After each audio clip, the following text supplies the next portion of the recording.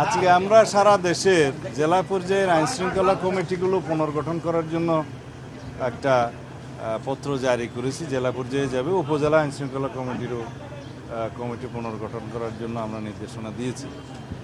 আর স্বরাষ্ট্র মন্ত্রণালয়ের কিছু গুরুত্বপূর্ণ সিদ্ধান্তের মধ্যে আজকে 180 জন পুলিশ সার্জন নিয়োগের জন্য আমরা ক্যামেরা পাচ্ছে না, সেগুলো আগের শূন্য পদ, সেটা খুব শিগগিরই নিয়োগ করা হবে যত পরীক্ষার মধ্য দিয়ে।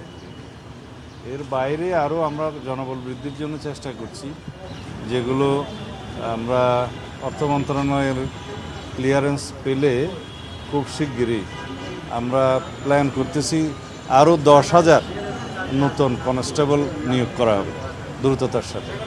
Vision QLED Google TV, where colors come alive.